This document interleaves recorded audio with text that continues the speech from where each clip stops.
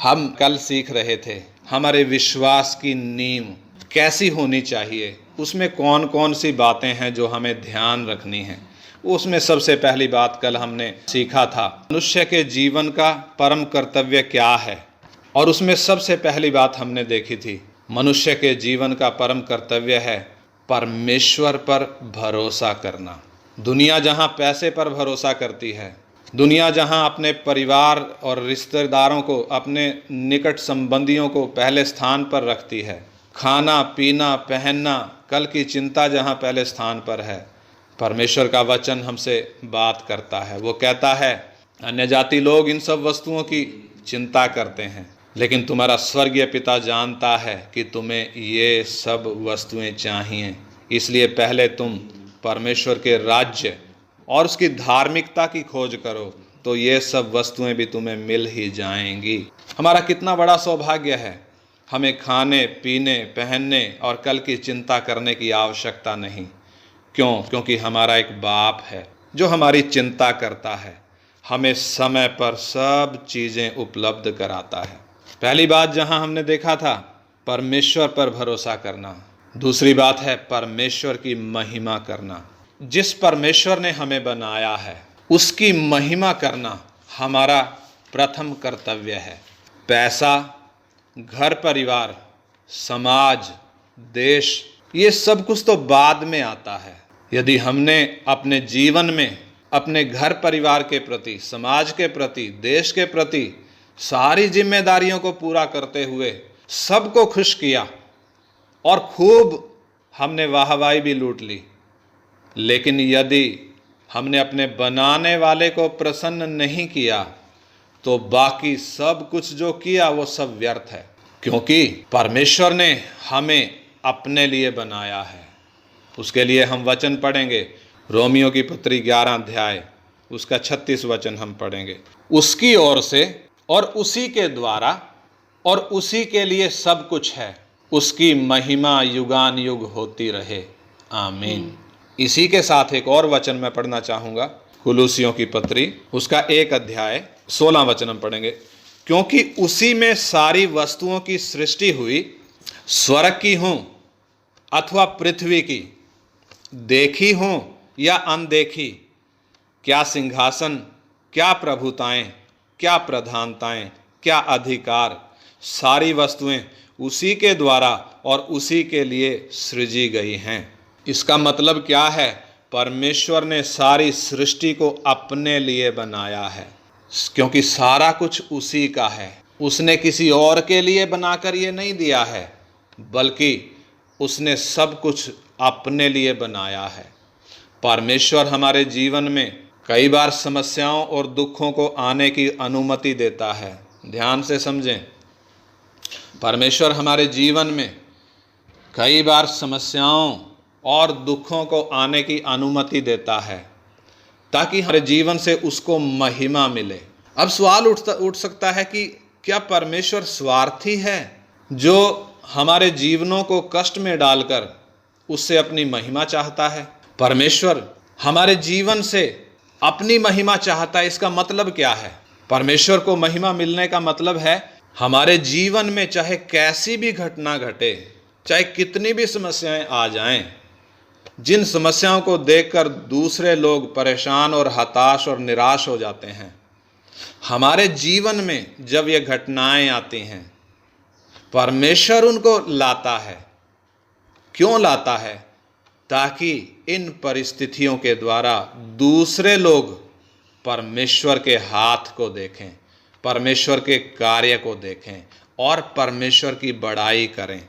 मत्ती 5:16 में लिखा है, उसी प्रकार तुम्हारा उजियाला मनुष्यों के सामने चमके कि वे तुम्हारे भले कामों को देखकर तुम्हारे पिता की जो स्वर्ग में है बड़ाई करें।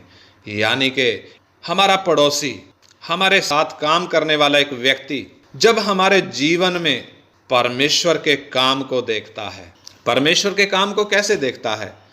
जब हम किसी समस्या में से होकर गुजरते हैं जिस पर जय पाना हमारे वश में नहीं है, ऐसे में हम उनकी तरह हताश, निराश और परेशान नहीं होते हैं। बल्कि समस्या में से जाते हुए भी हम परमेश्वर का धन्यवाद करते हैं, हम परमेश्वर की स्तुति करते हैं, हम परमेश्वर का गुणगान करते हैं। ऐसे में परमेश्वर अपने कार्य को हमारे जीवन के द्वारा करता है और लोग उसकी महिमा को देखते हैं, लोग परमेश्वर की बड़ाई करते हैं। वो बोलते हैं ये मनुष्य के बस में नहीं है, निश्चय ये परमेश्वर का काम है। इसलिए परमेश्वर हमारे जीवन में समस्याओं को आने की अनुमति देता है। परमेश्वर स्वार्थी नहीं है, वह ना ही महिमा का भूखा है, बल्कि जब सब कुछ उसकी ओर से है और उसी के द्वारा और उसी के लिए है, अर्थात वही एकमात्र है जो सब चीज़ों का स्रोत है, जहाँ से सब चीज़ें बनी हैं। नीति वचन 16:4 मैं पढ़ता हूँ। नीति वचन 16:4, नीति वचन 16 अध्याय का 4 वचन। उधर लिखा है, यहोवा ने सब वस्तुएं विशेष उद्देश्य के लिए बनाई हैं। यहोवा ने सब वस्तुएं विशेष उद्देश्य के लिए बनाई हैं, वरन दुष्ट को भी विपत्ति भोगने के लिए बनाया है। यहाँ जो बात लिखी है, यहोवा ने सब वस्तुएं विशेष उद्देश्य के लिए बनाई हैं। यदि मूल में इसको जाकर पढ़ें, उधर स्पष्ट लिखा है, यहोवा ने सब वस्तुएं अपने लिए बनाई हैं। परमेश्वर ने जितना कुछ बनाया है, सब कुछ अपने लिए बनाया है और इसके पीछे उसका एक विशेष उद्देश्य है। और हम लोग भी उसी के द्वारा बनाए गए हैं। 1 कुरिन्थी 8:6 में पढ़ें। 1 कुरिन्थी 8:6 वचन। उधर लिखा है, तो भी हमारे निकट तो एक ही परमेश्वर है, अर्थात पिता, जिसकी ओर से सब वस्तुएं हैं और हम उसी के लिए हैं।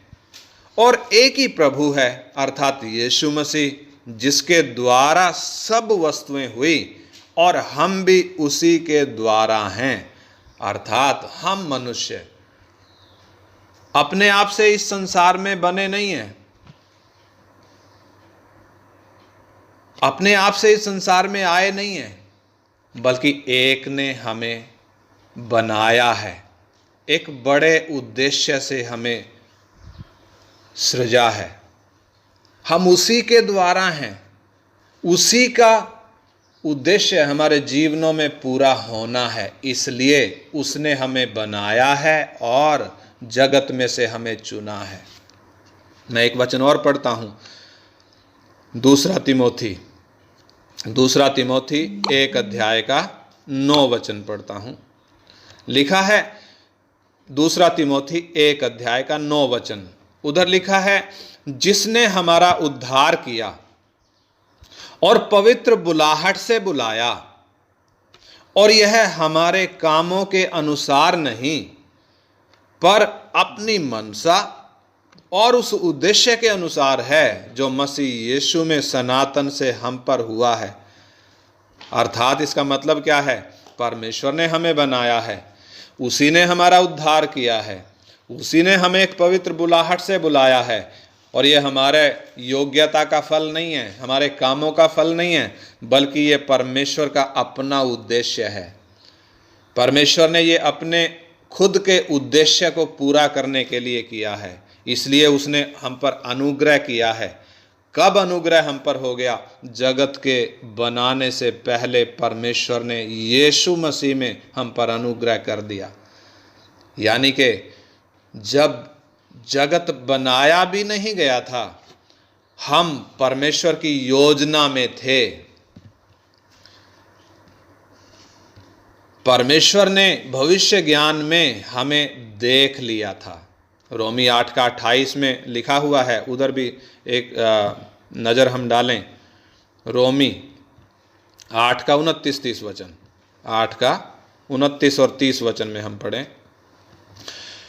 क्योंकि जिन्हें उसने पहले से जान लिया है, उन्हें पहले से ठहराया भी है कि उसके पुत्र के स्वरूप में हों, ताकि वह बहुत भाइयों में पहलौठा ठहरे। इसका मतलब क्या है?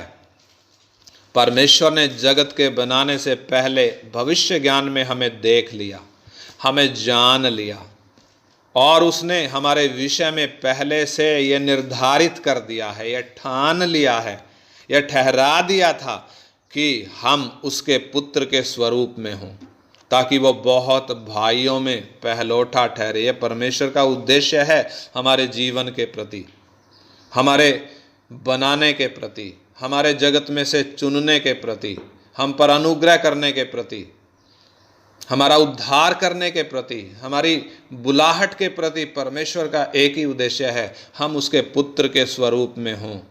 आगे लिखा है, फिर जिन्हें उसने पहले से ठहराया उन्हें बुलाया भी। हम अपने जीवन में झांक कर देखें, प्रभु की बुलाहट मेरे जीवन में कब आई? कितने साल का था मैं जब प्रभु का वचन मेरे पास पहुंचा, जब उसका सुसमाचार मेरे पास पहुंचा, जब उसकी आवाज़ मेरे कान में पड़ी? मैं कितने साल का था? मैं अगर अपने जीवन में बताऊं, मैं उस वक़्त करीब 33 साल का था जब प्रभु का सुसमाचार मेरे जीवन में पहुंचा। क्यों मैं 33 साल का था? यानी क्यों परमेश्वर ने 33 साल मुझे मेरी मर्जी से चलने दिया? अपना सुसमाचार शुरू में ही मेरे पास क्यों नहीं पहुंचा दिया? मेरे जीवन के 33 साल प्रभु ने मुझे मेरी इच्छाओं के अनुसार मुझे क्यों जीने दिया? क्योंकि परमेश्वर धर्मी है, वह न्यायी है, वो पक्षपात करता नहीं है।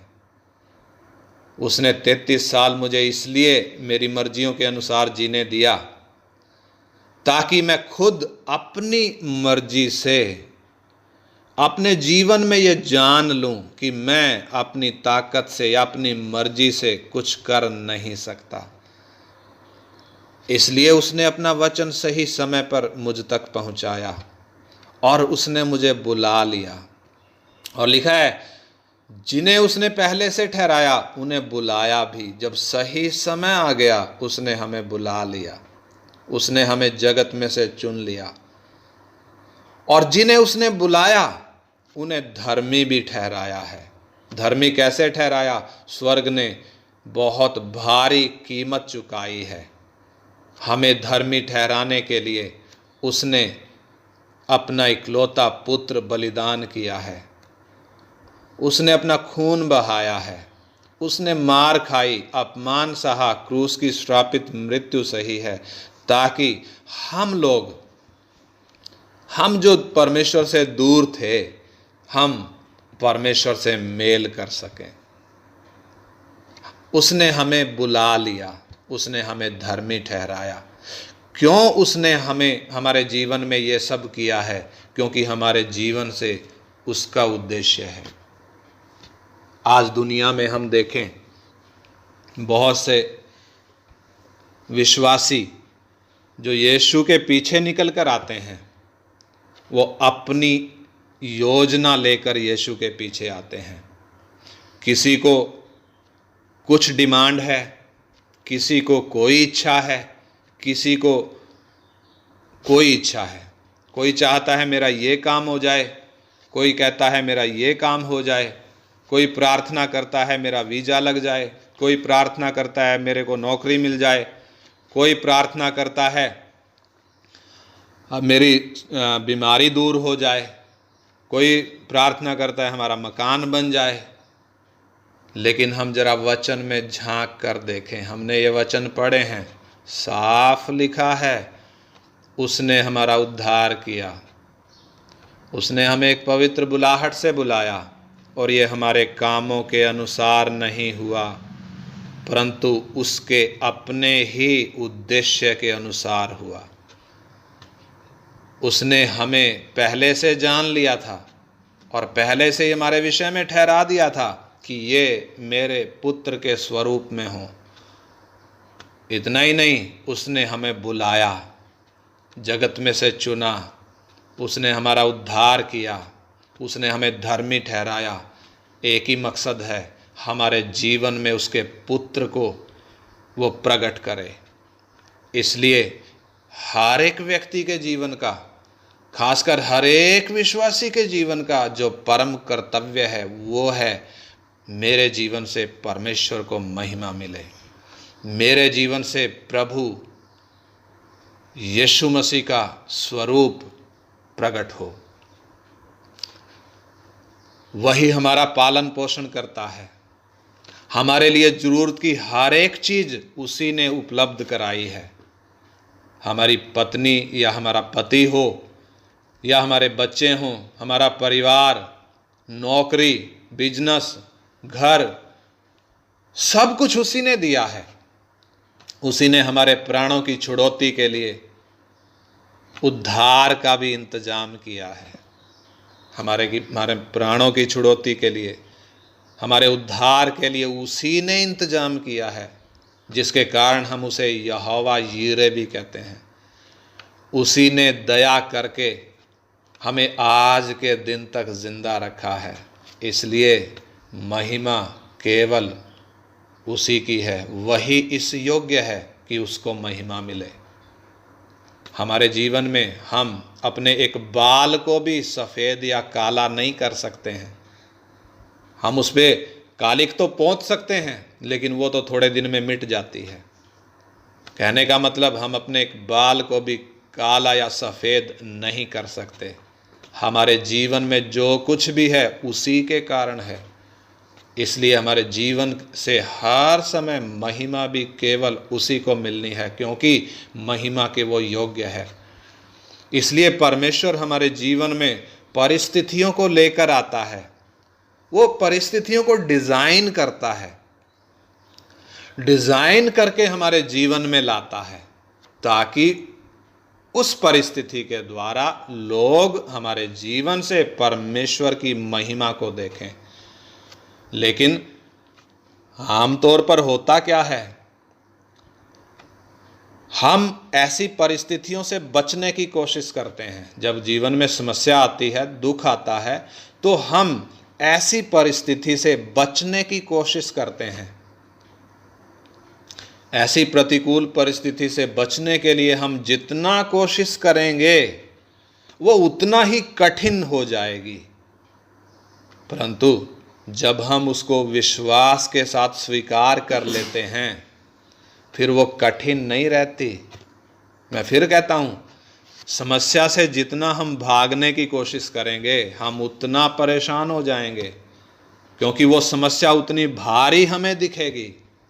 लेकिन उस समस्या को जब हम स्वीकार कर लेंगे, विश्वास के साथ स्वीकार कर लेंगे कि ये समस्या मेरे जीवन में परमेश्वर की महिमा को प्रकट करने के लिए आई है, उस विश्वास के साथ जब हम उस समस्या को स्वीकार कर लेंगे, उस दुख को, कष्ट को स्वीकार कर लेंगे, तो फिर वो हमें कठिन नहीं लगती, वो हमें भारी नहीं लगती। इसलिए जब आपके जीवन में ऐसी प्रतिकूल परिस्थिति आती है जिसके पीछे का कारण आपको समझ में नहीं आता है, तो निराश होने की ज़रूरत नहीं, बल्कि यदि हम उसे विश्वास के साथ स्वीकार करेंगे तो निश्चय लोग हमारे जीवन में परमेश्वर की महिमा को देखेंगे, निश्चय परमेश्वर के काम को देखेंगे।